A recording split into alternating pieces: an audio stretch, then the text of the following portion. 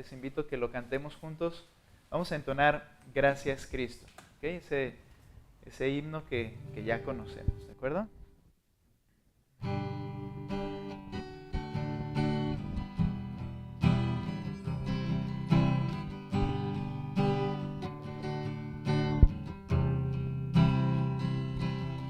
El misterio de la cruz no puedo comprender, la angustia que llegó a sufrir.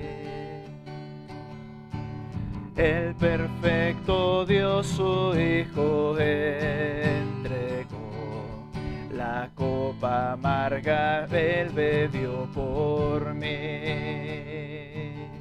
Tu sangre mi maldad lavó, gracias Cristo, pues satisfecha la ira de Dios.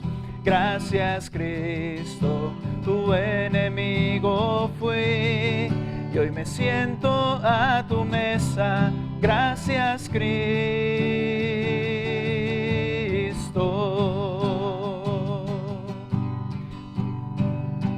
Segundo verso. Por tu sacrificio me acercaste a ti, quitaste toda enemistad. Tu gloriosa gracia derramaste en mí, tu misericordia es sin igual. Tu sangre mi maldad lavó, gracias Cristo, fue satisfecha la ira de Dios. Gracias Cristo, tu enemigo fui, y hoy me siento a tu mesa. Gracias Cristo,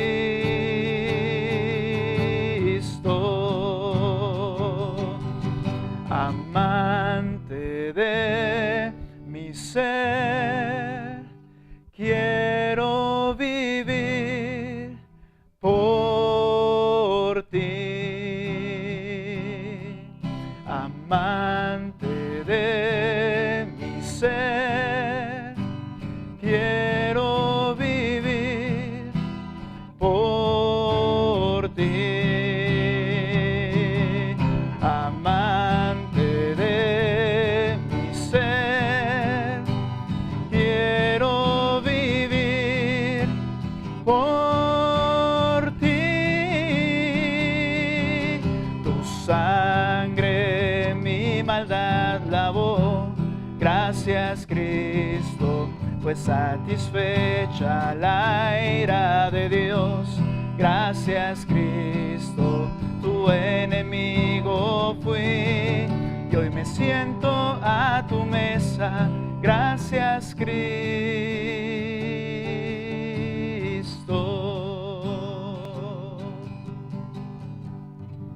Muy bien, hermanos, vamos a orar. Vamos a pedirle a nuestro Dios que nos guíe en este tiempo de enseñanza, de poder participar también. Y voy a pedir a uno de los varones que quiera orar en voz alta. ¿Quién se anima? Adelante, hermanos. ¿Quién ora? ¿Yo lo escojo? Ok, Gera, desde allá atrás entonces. Por favor, Gerardo, guíanos en oración en esta tarde.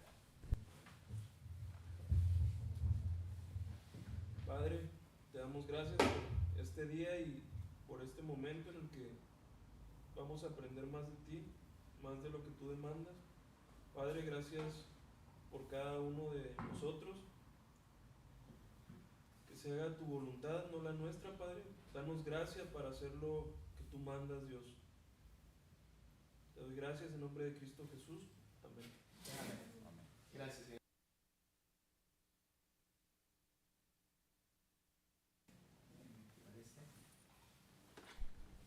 ¿Cómo les fue en esta semana, hermanos, de lectura? Quizá, bueno, todos leyeron, todo cómo les fue, ¿sí? ¿Cómo sintieron el libro, hermanos, también? A ver, ¿alguien que quiera participar?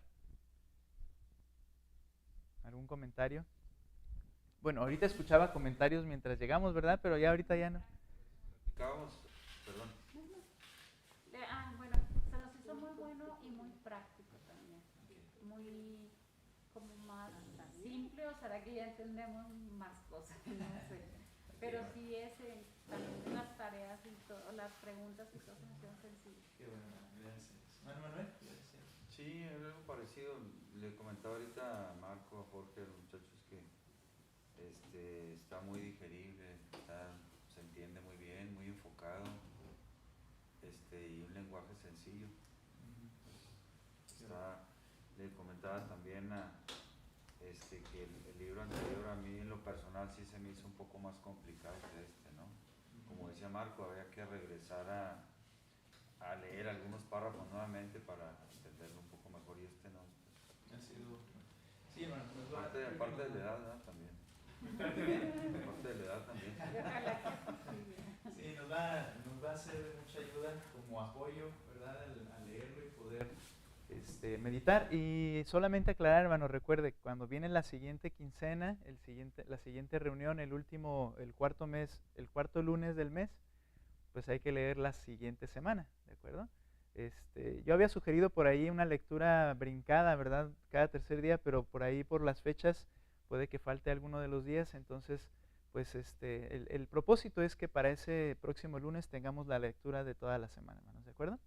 Muy bien, entonces vamos a iniciar con esta parte de la enseñanza, también aprovechando que el tiempo con nuestros hermanos que no pudieron asistir, nuestro hermano Andrés, nuestra hermana Alma, les mandan saludos y están ahorita ellos conectados en línea por la salud de la hermana, no pudieron estar, y quizá algunos otros hermanos que no están con nosotros, pero vamos a tomar ese tiempo, después concluimos y tomamos un tiempo ya aquí en el templo nosotros también de bendición.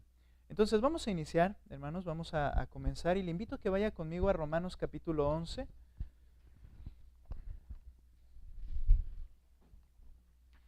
Trataré de ser breve en el sentido de que son varias cosas las que se trataron en este capítulo en el libro.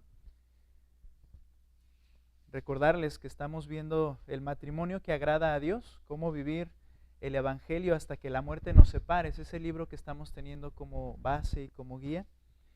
Y quiero que estemos ahí en Romanos capítulo 11, versículo 36. Vamos a leer Romanos 11, 36. Muy bien. ¿Listos? Léanlo ustedes, por favor, fuerte. Lo más fuerte que puedan. Ayúdenme a leer Romanos 11, 36. ¿Qué dice? Son todas las cosas, a Él sea la gloria por los siglos. Amén. Amén. Muy bien. Lo primero en esta semana que estudiamos fueron los fundamentos necesarios. Y yo creo que por eso, como decía la hermana, hubo cosas, y las seguiremos viendo, que se han repetido libro tras libro, vez tras vez, y que sin duda es lo primero que tenemos que seguir recordando y tener que poner en práctica también. Nuestro primer tema fue un fundamento necesario, ¿verdad? Ahora, sin duda, y este es el enfoque creo de toda la semana, debemos y requerimos recordar los principios fundamentales, y esto diariamente en nuestra relación matrimonial.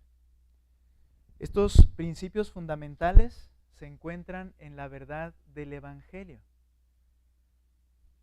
Estos nos permiten vivir como genuinos discípulos del Señor. Cuando ponemos nuestra mirada en el Evangelio, y ahorita explicamos cómo, como ustedes ya lo leyeron, pero al poner la mirada en el Evangelio, entonces podemos convertirnos en verdaderos discípulos del Señor Jesucristo. Vivir en la gracia y extendiendo gracia a nuestro cónyuge, que es el primer beneficiario, pero también, como siempre a todos nos pasa, es la primera persona que afectamos con nuestros pecados. Entonces, al enfocarnos en el Evangelio, podemos vivir en la gracia y extender la gracia por medio de la cual el Señor nos recibió. ¿Y cómo nos recibió? Sin merecerlo. Él nos recibe, nos ama, nos salva, nos perdona, sin merecerlo en absoluto. Y entonces es el propósito que veo en este libro, que nos muestra y nos enfoca a que recordemos la gracia de Dios que recibimos para poder extender la gracia de manera correcta a nuestro cónyuge. Ahora, fueron 7 temas, por lo menos 6 temas en la semana, Y como les digo, voy a tratar de ir rápido allí, pero lo primero importante y que leyeron ustedes es entender que fuimos creados para su gloria. En alguna ocasión hablando con Jera mencionaba esto y esto parece ser no muy agradable a nuestros oídos siempre. Es decir, que fui creado no para ser feliz, sino que fui creado para la gloria de Dios. Pero allí, al buscar la gloria de Dios, es que nosotros vamos a ser satisfechos y felices, podemos decirlo también de esa forma.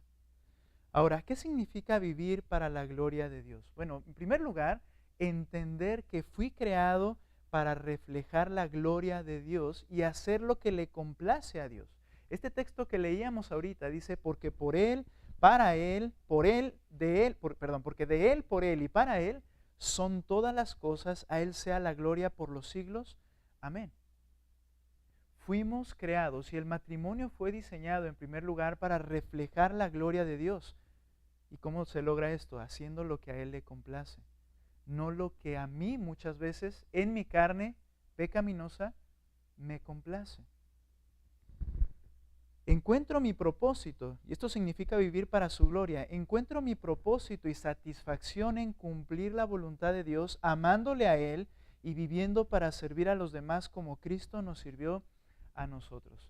Espero que algo sí hayamos podido aprender, por lo menos en cuanto a entendimiento. Que cuando hablamos de servir y amar a los demás, ¿quién es el primer objeto de mi amor y de mi servicio en esta tierra? Bueno, de una manera general, pero en la tierra y en las relaciones de servir y amar a los demás, mi esposo, mi esposa. Él es el primer objeto de mi misericordia, de mi perdón y de mi amor y de mi servicio. Porque muchas veces se nos hace fácil servir a los que no conocemos, pero a quien conocemos profundamente, como decía Gary Thomas en el otro libro, se convierte la persona en la que más odiamos, la que más amamos. Pero es allí donde el Señor nos manda a que podamos reflejar su gloria obedeciendo y buscando la satisfacción del Señor, sirviendo, amando y perdonando a quien está a nuestro lado.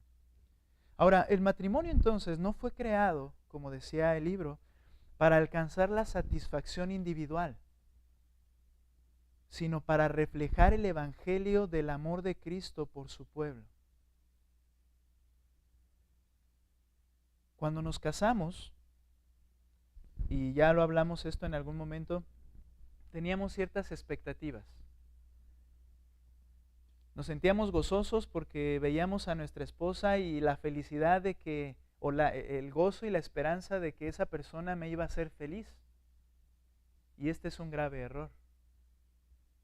¿Por qué? Porque el matrimonio no fue creado para alcanzar una satisfacción individual, sino reflejar el amor de Cristo por su pueblo. ¿Y qué es esto? Lo que sí debo pensar es que yo me casé para hacer feliz a la otra persona. Es decir, para buscar servirle, amarle, perdonarle, edificarle. Pero somos egoístas y nos enfocamos en nosotros mismos. Leo una frase que está en el libro que leímos. Debemos ir a la cruz para recibir perdón por vivir centrados en nosotros mismos. Y para recibir el perdón, para ser transformados a su imagen y así vivir para su gloria. ¿Qué pasa en los problemas, hermanos? Yo no sé si esta semana ha tenido problemas, pero ¿qué es lo que pasa normalmente en los problemas? ¿Por qué nos sentimos ofendidos? La respuesta es porque vivo para mi gloria. Por eso me ofendo. Porque creo que la otra persona no hizo lo que debería de haber hecho y no me satisfizo en lo que yo deseaba o necesitaba. De una u otra manera, eso es vivir para nuestra propia gloria. Y por eso nos molestamos, por eso nos enojamos, por eso queremos ganar la contienda y el punto, porque yo quiero tener la razón y yo quiero que esa persona se dé cuenta que está mal. De alguna forma estoy viviendo para mi gloria. El problema es que vivimos para complacer nuestros deseos personales. Esos deseos personales son egoístas y son pecaminosos. Así que cuando mi cónyuge no vive para lo mismo que yo vivo, es decir, para mi gloria, entonces le hago la guerra y me enojo. Peleamos, reñimos. Dice Santiago capítulo 4, acompáñeme allá y voy a leerlo aquí en la versión que tengo aquí. Se han dado cuenta que estoy usando una versión distinta, ¿verdad? Pero lo hago también con la intención de que se den cuenta que estamos en lo mismo y que es comprensible, ¿de acuerdo? Santiago capítulo 4, versículo del 1 al 3, por favor.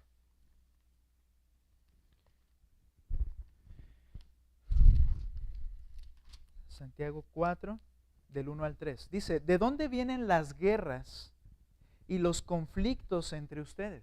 Recuerden que Santiago está escribiendo a una iglesia judeo-cristiana y la descripción de esta iglesia era así. En medio de la congregación había estas guerras y conflictos entre esas personas. Y entonces dice, ¿no viene de vuestras pasiones que combaten en sus miembros? Y ustedes codician y no tienen. Por eso cometen homicidio. ¿Recuerdas cuando Cristo dijo que no era necesario asesinar a alguien? ¿Qué era lo suficiente? Enojarte con tu hermano. ¿Por qué? Porque la raíz, la base de un asesinato es la ira contra otro, el odio que tienes contra la otra persona. Por eso el Señor los llama aquí como, bueno, Santiago al escribir, el Señor inspirándole, homicida. Hermanos, es verdad, a veces en nuestra relación matrimonial y sé que hay dificultades mayores en distintos matrimonios de distintas formas, pero se llega el deseo de que esa persona no existiera. De que ojalá te lleve el Señor pronto, ¿verdad? Y podamos descansar de este pleito. Dice, codicias y no tienes y por eso cometes homicidio. Son envidiosos y no pueden obtener, por eso combaten y hacen guerra. No tienen porque no piden, dice, piden y no reciben, porque piden con malos propósitos. ¿Para qué? Para gastarlo en sus placeres, el placer personal, el anhelo de que sea satisfecho mi deseo. Es decir, que estoy viviendo para mi gloria y esto nos lleva al conflicto y la guerra en el hogar. Necesitamos morir al yo para vivir para su gloria. Ahora, cuando decimos frases como estas, es muy fácil decir, es verdad, debería pensar, mi esposo, ¿verdad? O esta mi esposa, debería pensar en eso. Necesitamos morir al yo para vivir para su gloria y tú nada más vives para ti. Mira, si tú estás pensando así como lo estoy diciendo, tú también estás viviendo para ti mismo o para ti mismo.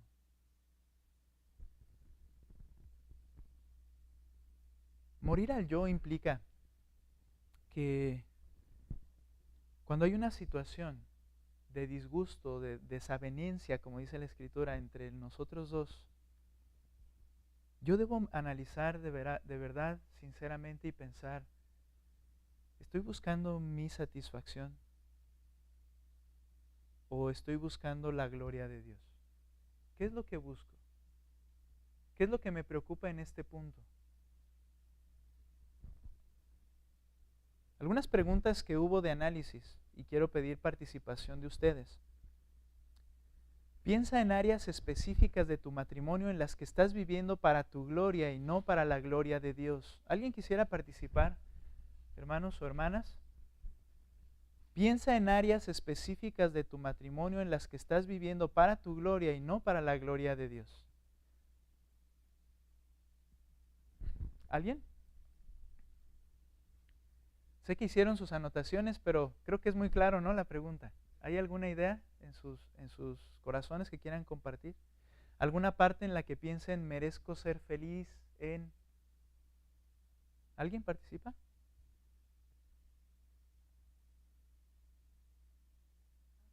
Hermanos, a veces nosotros anotamos esta respuesta, dice, nuestro confort. Al cabo él hace estas actividades que a veces nos corresponden como hermano o hermana y lo que nos lleva a veces al desacuerdo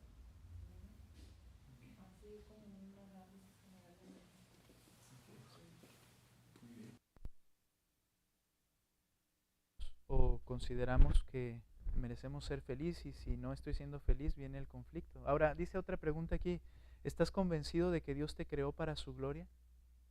Por consiguiente, ¿tu felicidad no es lo más importante? ¿Estás consciente de eso? Piensa en momentos en que esa verdad podría ser difícil para ti. En algunas ocasiones en nuestra familia, mi esposa y yo, cuando hay esta clase de discusiones, yo debo ser honesto, y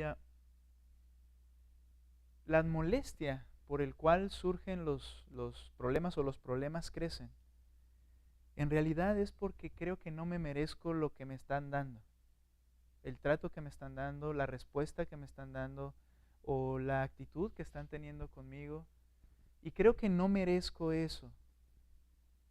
Pero si realmente estamos convencidos de que Dios me creó para su gloria, entonces mi felicidad no es más importante, sino hacer lo correcto.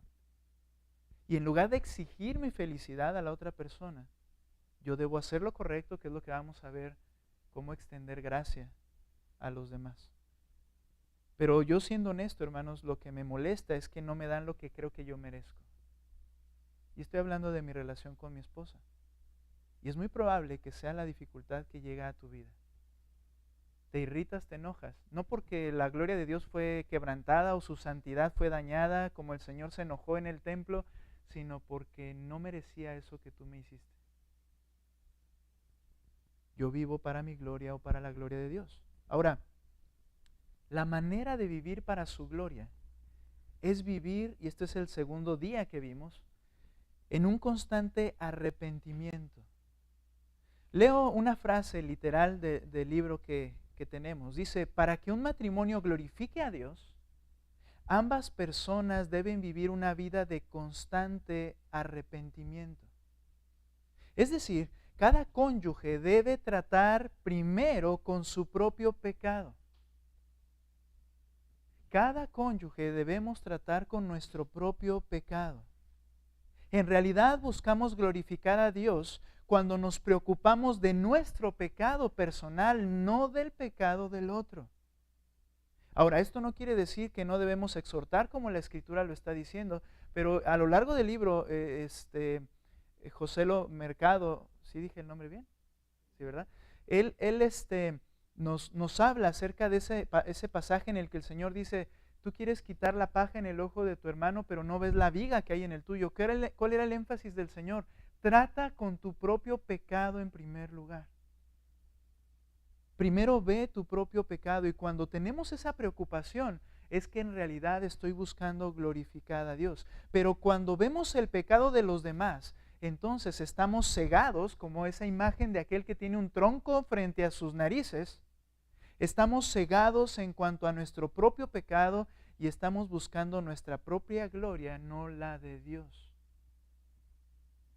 Seamos honestos, piensa en las deficiencias o pecados de tu cónyuge. ¿No es cierto que las vemos más graves que las nuestras? Y esto es que mi propio pecado me está cegando a mí mismo. Y no puedo ver el pecado de la otra persona. Por eso el Señor dice, enfócate en tu pecado. Gálatas capítulo 6, versículo 1 y 2, uno de los textos que nos enseña que debemos declarar y ayudar a quien esté en pecado, nos dice también en el capítulo 6, verso 1 y 2, hermanos, si alguien es sorprendido en alguna falta, muy bien, alguien pecó, alguien falló, quebrantó algo en la palabra de Dios, dice, y tú lo ves, ustedes que son espirituales, restáurenlo. La idea de esta palabra es como quien remenda redes. Quiero ayudar, quiero restaurar, quiero sanar a esa persona. Y luego dice, en un espíritu de mansedumbre, mirándote a ti mismo, no sea que tú también seas tentado. Lleven los unos las cargas de los otros y cumplan así la ley de Cristo. ¿Cuál es esa ley de Cristo? Amarnos los unos a los otros como Él nos amó a nosotros. Entonces, no dice que no le debo decir a mi cónyuge su pecado o a mi hermano que cometió una falta, que no se lo debo decir, pero dice que se lo debo decir con espíritu de mansedumbre y considerándome a mí mismo en primer lugar. Y cuando yo lo hago así, cuando veo mi pecado, antes de ver el pecado de esa persona, entonces realmente yo voy a poderle exhortar sin juzgarle. Pero cuando veo solo su pecado, lo voy a hacer, y es que es por nuestra naturaleza pecaminosa, lo voy a hacer juzgando, sintiéndome superior al otro y el otro peor, inferior a mí. Seamos honestos, ¿cuál pecado nos preocupa más? No es que su pecado es muy grave, pero el mío no es tanto, no causa tantos estragos, pero el suyo es un gran pecado. El nuestro o el de mi cónyuge, ¿cuál te preocupa más? ¿Sabes?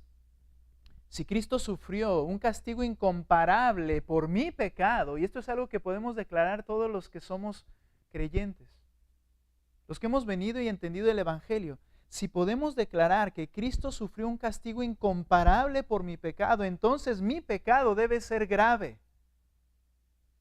Mi pecado entonces es grave. ¿Cómo es que el creyente debe ver su propio pecado? Vamos a 1 Timoteo capítulo 1, por favor.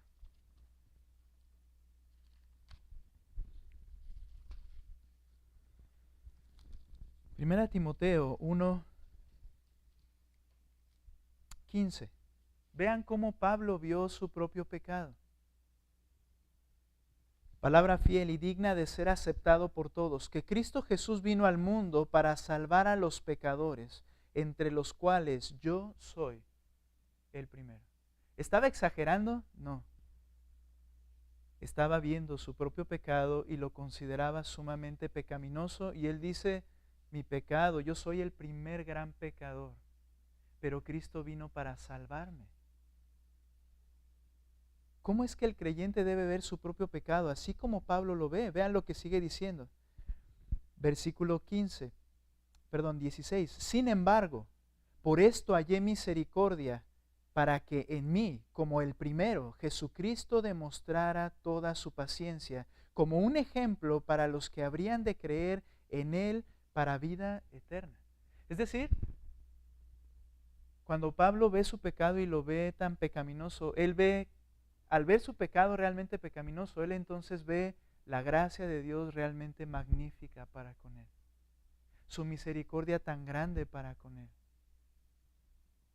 Creo que cuando nosotros juzgamos el pecado de mi cónyuge como mayor al mío, creo en mi mente, en mi interior, en mi pecado mismo, creo que Dios no me perdonó tanto como a este. No, hombre, a este cuánto le perdonó, pero a mí no me perdonó tanto. Cuando vemos nuestro pecado tal cual es, vemos la gracia de Dios, su misericordia tan grande para conmigo. Es como debemos ver nuestro propio pecado. Casi en cada problema matrimonial vemos la falta del otro como imperdonable, ¿no es cierto? ¿Cómo pudiste hacer eso? Y nosotros como los ofendidos. Pero no es así que debemos nosotros considerar. ¿Recuerdan aquella parábola que el Señor dio acerca de un rey? Que llegó un hombre que le debía toneladas de plata y dice, te voy a vender a ti y a tus hijos para poder recuperar algo del dinero. Y él le ruega en la parábola que el Señor da en Mateo capítulo 18, 21 al 35. Él le ruega a su rey, a su señor, que lo perdone, y entonces, movido a misericordia, dice el texto, le perdonó toda su deuda. La misericordia de Dios perdonó todo pecado de nuestras vidas. La misericordia del Señor a través de la obra perfecta de Cristo nos limpió y Él pasó por alto los pecados que cometimos y nos dio la justicia misma de Cristo. Bien, entonces la persona en esa parábola es perdonada y sale y se topa con uno que le debe a él. Vamos a decir así, somos perdonados por el Señor y ahora en la vida viene quien nos ofende. Y dice que lo toma del cuello y le dice, págame lo que debes. Y le dice, ten paciencia conmigo y te lo pagaré. Y no quiso tener paciencia y lo ahorcaba. Lo vieron sus compañeros, lo van y lo dicen al rey. Y el rey lo manda a llamar y le dice, ¿Cómo yo te perdoné toda aquella deuda y tú no pudiste perdonar a ese que te debía poquito?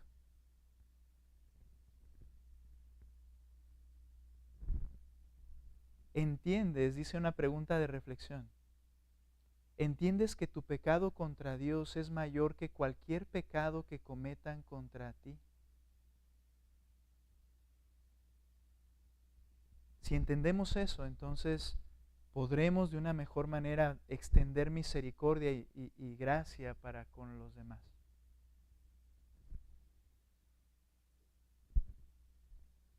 A ver, voy a preguntar ahora directamente. Hermano Jorge, ¿qué le puede ayudar a usted en medio de un conflicto? Considerar su pecado antes del pecado de su pareja. Porque conflictos hay, ¿no? A cada paso, pero ¿qué le puede ayudar a considerar más su pecado antes que el pecado de su pareja? Sé que es una pregunta personal, pero creo que nos sirve comentarla. Yo entender que como pecador merecía el mismo infierno y la muerte eterna, y que por gracia, ¿verdad?, el Señor extendió misericordia y ahora, después de haber por fe y arrepentimiento, pues soy salvo, ¿no? Pero entender que ese pecado era fatal para mí, entonces por ende extiendo misericordia y veo de manera diferente al que me está ofendiendo a mí, por eso. No sé si estoy contestando. Sí, hermano, sí, pues eso es lo que usted nos dice y es cierto. Ahora, ¿por qué es tan difícil, hermanos? ¿Por qué es tan difícil? ¿Por qué, eso suena bien y es algo que tenemos que hacer? Pero ¿por qué es tan difícil? Nuestros errores son nuestros pecados, son nuestros defectos. Nos duele vernos a nosotros mismos. Sí, y en ese sentido, hermanos, es lo que veremos en el siguiente punto. Nos duele vernos, sabemos lo que tenemos que hacer quizá, pero como mencioné hace un momento, nuestro pecado nos tiene cegados también. En el tercer día hablaba el libro Joselo, que debemos entender que mi pecado es mi verdadero enemigo. Mi pecado es mi verdadero enemigo. Mi prioridad debe ser identificar las áreas en las que debo remover mi pecado. El pecado puede ser por acción, el pecado puede ser por pensamiento o por naturaleza, pero debo de yo buscar e identificar las áreas en las que debo remover mi pecado, pero eso no nos gusta. ¿Por qué no nos gusta? Porque al momento de buscar áreas de nuestro pecado, nos sentimos mal al darnos cuenta que lo somos. Pero nuestra prioridad debiera ser identificar esas áreas en las que debo remover mi pecado. Ahora, muchos pecados son muy evidentes y pensamos que esos son peores. Pero hay otros pecados que son ocultos. En nuestra mente, la lujuria, el enojo, la crítica, la envidia. Esos pecados que quedan ocultos en nosotros pensamos que son menos malos que aquellos que ves a una persona que explota con facilidad o que habla de una manera sin cuidado, ¿verdad? O que se le ve a leguas que está enojado y dices, no, ese sí está bien pecaminoso. No es así. Cada uno debe analizar, identificar su propio pecado. Note Romanos 8:13, por favor. Romanos 8:13. Bien, me estoy deteniendo mucho, creo que tendré que ir un poquito más rápido, pero note por favor lo que dice Romanos 8:13. Mi pecado es mi verdadero enemigo. Ahora, dice el 13, porque si ustedes viven conforme a la carne, ¿qué es esto? Esas pasiones pecaminosas que radican en nosotros y que nos ciegan, dice aquí, habrán de morir. Pero si por el Espíritu hacen morir las obras de la carne, vivirán. Este texto nos dice que el creyente por la obra del Espíritu Santo, tiene la capacidad de vencer las actitudes pecaminosas, los pensamientos pecaminosos que están en su naturaleza. Dice aquí que por la obra del Espíritu de Dios vencemos esos pecados. Ahora, para poderlos vencer, ¿qué tenemos que hacer en primer lugar? Reconocerlo. A mí hay algo que me molesta mucho, es mi pecado. Cuando me dicen, es que eres bien orgulloso. Y si es cierto, por eso me enojo, ¿no es cierto? Pero si yo no identifico y me doy cuenta de que lo soy, ¿cómo puedo, en la ayuda del Espíritu Santo, erradicar ese pecado en mi vida? El escritor de la carta a los Hebreos lo dice de esta manera. Vea Hebreos capítulo 12, por favor. El punto aquí no es si hay pecado o no. El punto es que tú y yo los identifiquemos y que entonces, por la gracia de Dios, la obra del Espíritu Santo en nosotros, hagamos lo que tengamos que hacer para poderlo erradicar. Y vean lo que dice Hebreos capítulo 12, por favor. Le voy a pedir a mi hermano Manuel que lo tiene allí, versículos 12 y 13. Hebreos 12, 12 y 13. Los que rechazan la gracia de Dios, por lo cual levantad las manos caídas y las rodillas paralizadas, y haced sendas derechas para vuestros pies, para que lo cojo no se salga del camino, sino que sea sanado. Ok, ¿qué da por sentado el escritor de Hebreos? Gracias, hermano. ¿Qué da por sentado? Que hay algo cojo en nosotros, que hay defectos, que hay imperfecciones, que hay pecados en nosotros. Dice ahí, para que lo cojo no se salga del camino. ¿Cuál es la idea? Leo esta versión. Hagan sendas derechas para sus pies, dice el verso 13, para que la pierna coja no se descoyunte, sino que se sane. Es decir, hay cosas y pecados en nuestra vida. Bien, ¿qué tenemos que hacer? Mantenernos en el camino, identificar cuál es el problema y entonces que ese defecto sea sanado. Que yo debo poner diligencia para arreglar ese problema, pero tengo que identificarlo. En todas estas áreas existen y debemos atender con seriedad nuestro pecado. Debemos reconocer nuestro pecado con esperanza. A mí no me gusta reconocer mis pecados, es mi naturaleza pecaminosa. Pero es necesario reconocerlos con esperanza. ¿A qué nos referimos con esperanza? Acompáñeme por favor a Romanos capítulo 6, verso 10.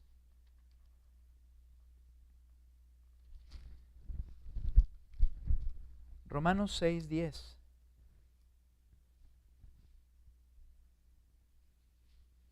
En primer lugar, debo entender que Cristo ya pagó y me liberó del poder del pecado. Todo creyente, todo aquel que ha entendido el Evangelio y hemos venido a sus pies, hay que entender algo. Cristo ya cargó con mi pecado y ya pagó por él y Él nos da el poder para ser liberados del poder del pecado. Esa es la manera en que con esperanza debemos atender el pecado. Note lo que dice el verso 10. Porque en cuanto a que Él murió, murió al pecado de una vez para siempre, pero en cuanto a Él vive, vive para Dios. Así también ustedes, considérense muertos para el pecado, pero vivos para Dios en Cristo Jesús. Quiere decir que por la obra de Cristo yo he sido ya perdonado. Yo ya vivo para Dios. Esta es una primera cosa que debo entender. Que el Señor ya hizo esta obra, pero entonces, con esperanza de que Él ya me ha perdonado, ¿qué debo hacer? Bueno, pues Él ya me perdonó y vamos a seguir como estamos. No, noten lo que sigue diciendo. Así también, dice el 11 nuevamente, ustedes considérense muertos para el pecado, pero vivos para Dios en Cristo Jesús. Por tanto, por esta esperanza que entendemos, dice, no reine el pecado en su cuerpo mortal, para que ustedes no obedezcan a sus lujurias. Me dice, identifica el pecado y lucha contra ese pecado.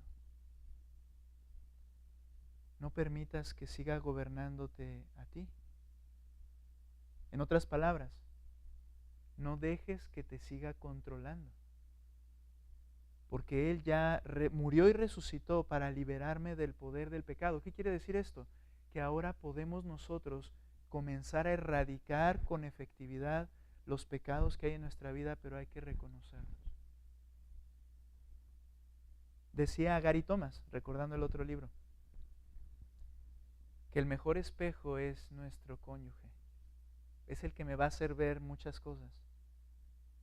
Y si bien debo de enfocarme en mi propio pecado, esta es una realidad. Necesito a veces que me hagan ver mis pecados. Claro que sí, más bien siempre. Pero necesitamos verlos bien. Ahora, cuando los vemos, no los queremos ver porque nos avergonzamos y nos sentimos ofendidos. No, con esperanza entender, Él ya pagó por ese mi pecado y ahora debo luchar contra ese pecado para que no me gobierne. Dice el verso 13, ni presenten los miembros de su cuerpo al pecado como instrumentos de iniquidad. Si ya identifiqué mi pecado, yo sé qué es lo que hago. Yo sé cuál es esa área en la que yo flaqueo, esa parte coja de mi vida, la cual el Señor conoce y que es un pecado que está en mí. Yo lo sé. Bien, entonces dice, no prestes tus miembros para que sigas en eso.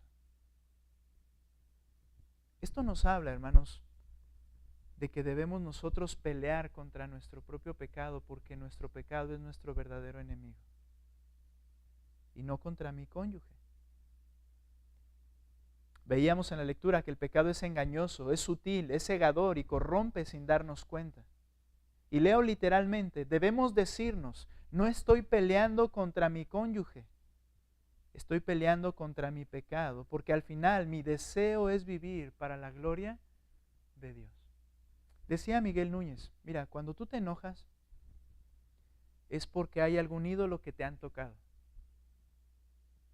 Cualquiera que sea tu enojo. Es porque hay algo que tocaron de lo que tú aprecias y tienes que identificarlo. ¿Qué verdades te pueden ayudar a recordar que tu mayor enemigo es tu pecado y no tu cónyuge? ¿Qué parte de la Escritura te debe ayudar y me debe ayudar a entender cuando viene una discusión que mi lucha es contra mi propio pecado y no contra el otro pecador que está conmigo intentando crecer en el Señor? Vamos más adelante. El Evangelio debe funcionar para nosotros. La pregunta es, muy bien, ahora yo identifico mi pecado, pero ¿cómo podemos cambiar? Y hay una realidad, lo que dice Tito capítulo 3. Solamente por la obra de regeneración y transformación hecha por el Espíritu Santo en nosotros es que podemos ser transformados. Por nosotros mismos no podríamos y no podemos hacerlo. La gracia transformadora de Dios por medio de su Espíritu Santo. Pero hablaba en ese tema algo muy interesante, lo recuerda, la centralidad del Evangelio.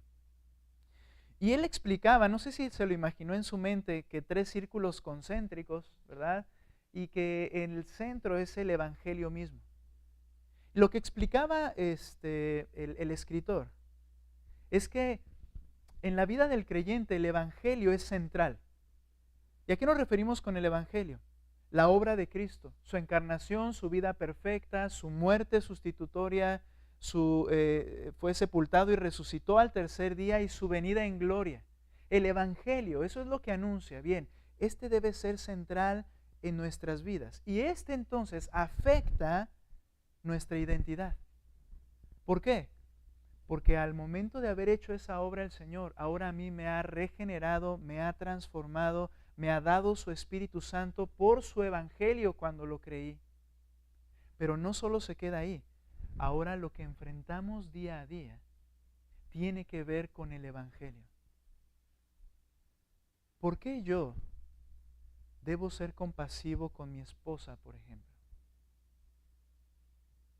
¿Por qué debo perdonarle cuando haga algo que no está correcto? ¿Qué me dice el Evangelio de eso? Que Dios, nos perdonó a nosotros en Cristo Jesús, no tomando en cuenta nuestros pecados. ¿Qué más nos dice el Evangelio? Que Él nos amó desde antes de la fundación del mundo con un amor que es inmutable. que no es porque me gané su amor por mis buenas obras o mi hermosa apariencia, sino que Él me amó sin merecerlo. Eso me anuncia el Evangelio y entonces eso me ayuda a poder enfrentar las cosas por medio del Evangelio. Todo pecado debe ser tratado por medio de lo que el Evangelio es y ha realizado en nuestras vidas.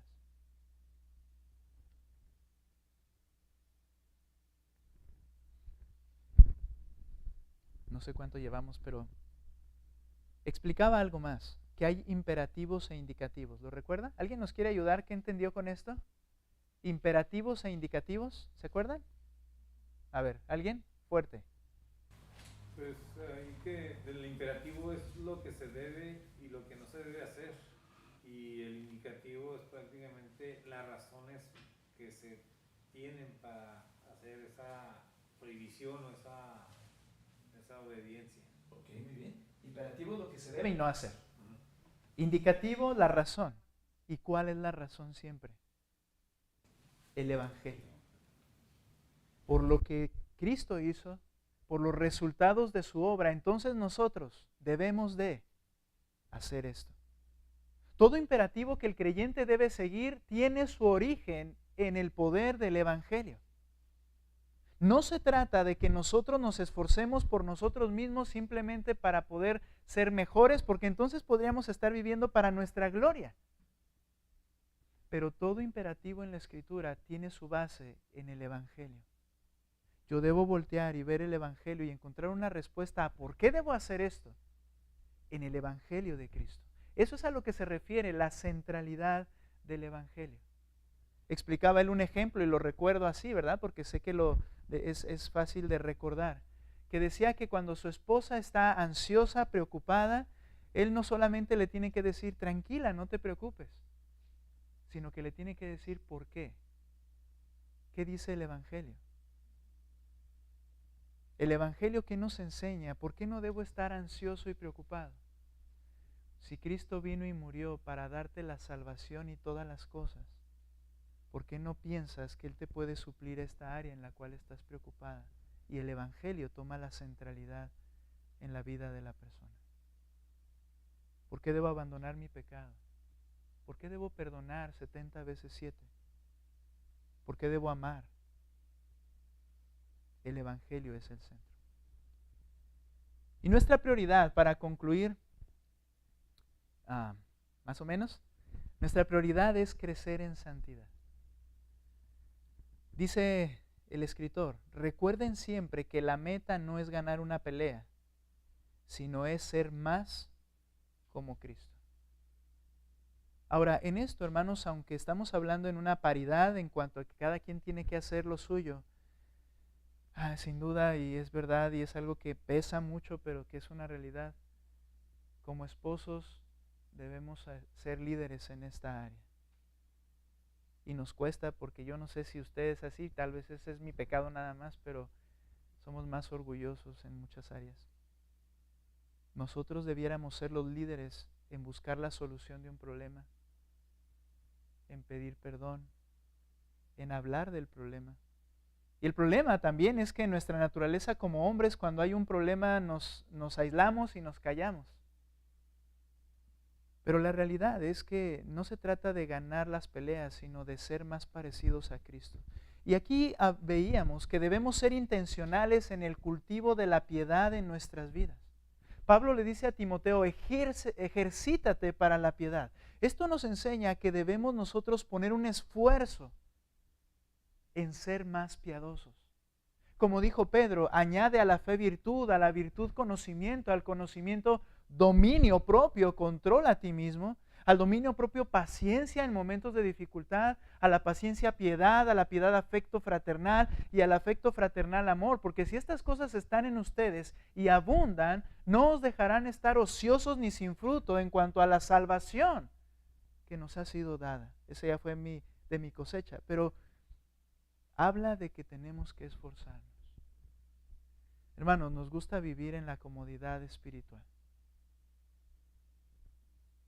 Que sea el pastor el que edifique mi vida. Y claro que es nuestra responsabilidad, pero tú, ¿por qué no tomas la Biblia en la semana?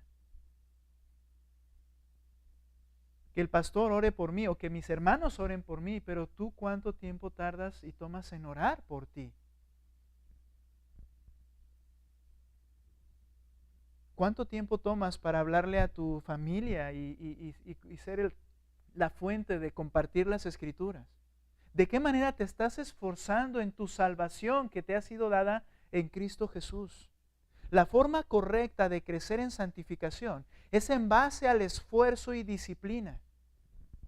Filipenses capítulo 2, versículos 12 y 13, por favor, note lo que dice ahí. Filipenses 2.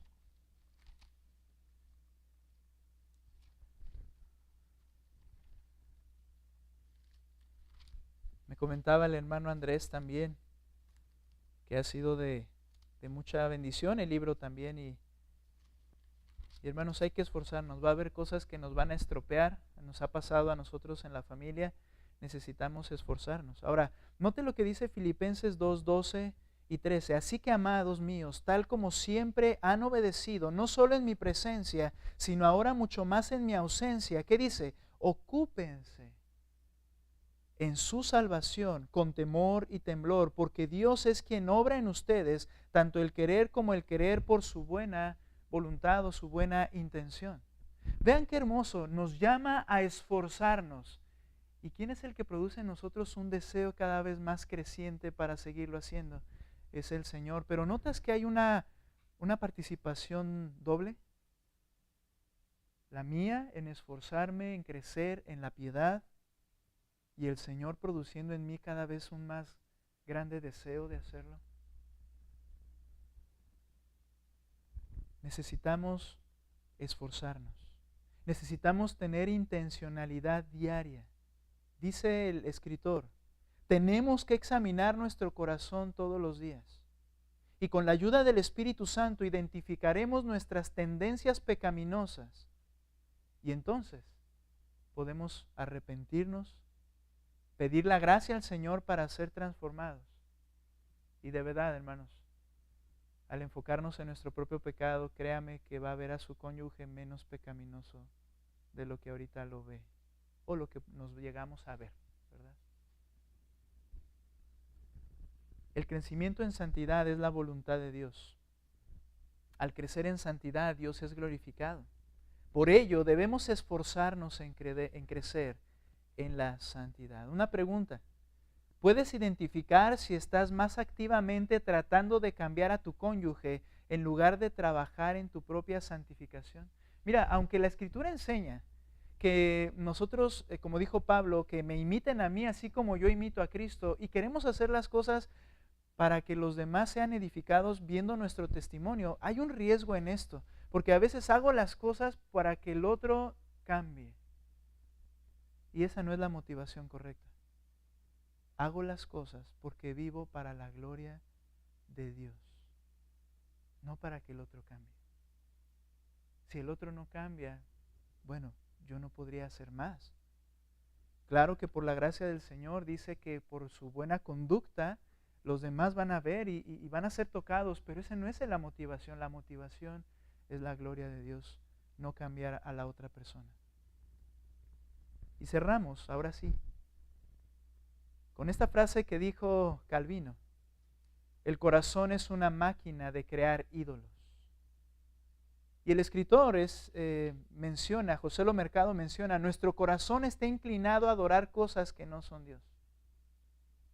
Y mencionó algunos ídolos de los cristianos en la actualidad que los escribí y los voy a mencionar nuevamente. Anhelos de nuestro corazón que llegan al punto de controlar todo nuestro ser. Ahora, si bien eso no es malo como tal, pero ¿cuándo se convierte en algo, en un ídolo en mí? Cuando me gobierna todo mi ser, ese anhelo que yo tengo. Y me olvido de vivir para la gloria de Dios. Ocupa eso el lugar de Cristo y entonces se convierte en algo pecaminoso. Dígame un anhelo bueno, pero que puede llegar al punto de controlar todo nuestro ser. ¿Qué le parece la provisión en el hogar? No me diga, porque el Señor dice: el que no trabaja, que no coma. Es un anhelo bueno, pero cuando te gobierna todo tu ser. se convierte en un ídolo. Otro anhelo, anhelamos que, no sé, nuestros hijos tengan una buena profesión o alcancen una buena escuela. Pero eso se convierte en mi Dios cuando eso cubre y abarca todo lo que yo hago, pienso y decido. Sigo mencionando algunos de los que él mencionó. Nuestros ídolos podrían ser dones y talentos de Dios que ocupen el lugar que solo le corresponde al Señor. Y en algunas ocasiones, incluso dentro del servicio de la iglesia, las personas que están poniendo sus talentos naturales o sus dones espirituales al servicio del Señor, podemos llegar al punto de olvidar por qué se está haciendo eso. Y entonces dar una prioridad a ese don y sentir satisfacción personal y tomar el lugar que solo le corresponde al Señor en mis dones o talentos que estoy poniendo al servicio. Ahora, ¿son malos? Obviamente no, Él me los dio. Pero mi corazón perverso fabrica ídolos de manera tan rápida. Pueden ser nuestros trabajos, nuestros hijos. Y mencionaba a Joselo, y usted lo vio durante más de una página, que hay un gran riesgo en un ídolo que las familias no se dan cuenta, y es el amor por sus hijos. Que llegamos a vivir para ellos, morir para ellos, y hacer todo lo que sea necesario, y entonces ellos, sin darnos cuenta, ocupan el lugar que solo le debiera pertenecer al Señor. Aún nuestro matrimonio, el estar felices, el estar bien, el estar prósperos, si me enfoco en mi matrimonio, y entonces, no quiero decir que no hay que enfocarnos a hacer lo correcto, pero se puede convertir en mi ídolo. Nuestra reputación, ese deseo de ser aprobado, esto se ha convertido en un ídolo en mi persona. Cuando alguien me dice algo que no esperaba que me dijeran, siento un enojito aquí en el corazón, porque me interesa mucho la aprobación de los demás. Me interesa mucho que mi esposa me diga que hice lo correcto.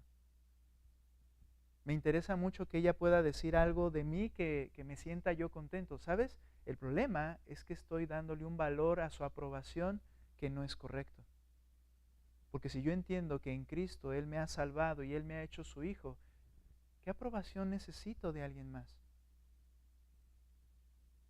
Más bien, si me dicen algo que está mal, debiera escucharlo, aceptarlo y buscar cambiarlo. Porque la aprobación de Cristo nos ha sido dada, del Padre nos ha sido dada en Cristo. Nuestra estabilidad financiera, por mencionar algunos. Y hay que entender que solo Cristo puede satisfacer.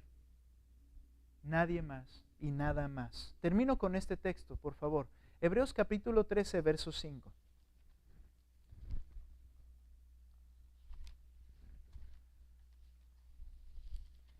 Los ídolos que nos levantamos tienen la intención de satisfacernos. Hebreos 13:5. Pero noten lo que dice el Señor. 13:5. Léanlo ustedes fuerte, por favor. ¿Sí? Lean, por favor, 13:5. ¿Qué dice? Sean vuestras costumbres sin avaricia, contentos con lo que tenéis ahora, porque Él dijo, no te desampararé ni te dejaré. Contento con lo que tenéis ahora. ¿A qué se refiere? A todo. No solo a la cuenta bancaria. Se refiere a todo. Ahora, ¿por qué y cómo es que puedo estar satisfecho? ¿Porque tengo todo? No, dice con lo que tienes. Esto implica que no lo tienes todo. En ninguna de las áreas, quizá porque estoy pensando que merezco más o quiero más, ¿verdad? Pero no quiere decir que tienes todas las cosas en ese sentido. Pero dice que seas contento con lo que tienes. ¿Cuál es la razón?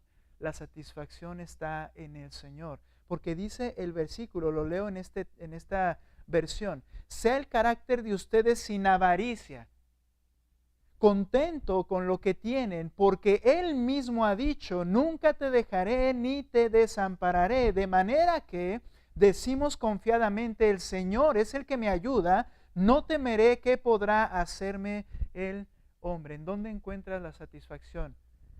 En el Señor. Dice, yo estoy contigo, nunca te dejaré, nunca te desampararé. Él es todo lo que necesitamos. Por eso Él debe estar en el centro y debemos vivir para su gloria. Pero si nosotros seguimos viviendo para nosotros mismos o nuestros ídolos, jamás estaremos satisfechos. Jamás. El propósito del matrimonio es que Dios sea glorificado. Y estas son las bases elementales, el fundamento necesario. Entender que fuimos creados para su gloria. Entender que nuestro problema es nuestro pecado. Entender que nuestra responsabilidad es crecer en nuestra santificación. Y entender que Él es el único que me puede satisfacer. Vamos a hacer una oración, hermanos. Señor, reconocemos delante de ti, Padre, nuestros muchos pecados, Señor, de verdad. Y más bien lo decimos de esta manera, reconocemos que tenemos muchos pecados porque ni siquiera al momento me puedo dar cuenta de todos los que hay en mi vida, Señor. Pero tú sí los conoces. Tú sabes aquellos a los que he rehuido y que no me gusta pensar en ellos, pero al no hacerlo, Señor, sigo viviendo en ellos. Pablo dijo, miserable de mí, porque en mi carne, esto es, en mi cuerpo, no mora el bien. Señor, ayúdanos a entender que fuimos creados para tu gloria, satisfacerte a ti, Señor, obedecerte a ti. Ayúdanos a entender que nuestro pecado es más importante que el pecado de mi pareja. Y tratar con mi pecado delante de ti, venir arrepentido delante de ti, Señor. Y al experimentar esa gracia que tú nos has otorgado en tu Hijo Jesucristo, recordar en el Evangelio, mi Dios, cómo tú nos perdonaste y entonces amarnos, perdonarnos, servirnos. ¿Cuántas veces? ¿O hasta cuándo, Señor? Para siempre. Padre, danos fuerza en tu Espíritu Santo para lograrlo, Señor. Ayúdanos a identificar nuestro pecado y ayúdanos a identificar nuestros ídolos personales, Señor. Porque realmente a veces no nos damos cuenta, ya que el mismo pecado nos ha cegado. Que tú seas el centro de nuestras motivaciones y de nuestras decisiones y de todo lo que hacemos. Como dice tu palabra, todo lo que hagáis, hacedlo como para el Señor y no para los hombres, incluido yo mismo que soy hombre, Señor. Ayúdanos a seguir creciendo en tu palabra en santidad. Ayuda a mis hermanos a seguir leyendo. Ayúdame a mí, a mi esposa, a seguirlo haciendo y a poder vencer las luchas en las cuales podemos estar, Señor. Ayúdanos, mi Dios, como familia. Ayúdanos como iglesia. Reconocemos la necesidad que tenemos de ti y la responsabilidad de crecer con diligencia, Señor. Gracias por este tiempo. Te alabamos y te damos la honra y la gloria porque solo tú eres digno de recibirla, Señor. Que surja de corazones genuinos. Te lo rogamos en el nombre de Cristo Jesús. Amén. Muy bien, hermanos. Entonces, un breve anuncio antes de concluir. Bueno, ahorita vamos a concluir la transmisión, pero recuerde leer para el otro lunes, no este que viene, sino el último, el cuarto lunes, la semana 2. ¿De acuerdo? La semana 2, hermanos. ¿Sí? Ok.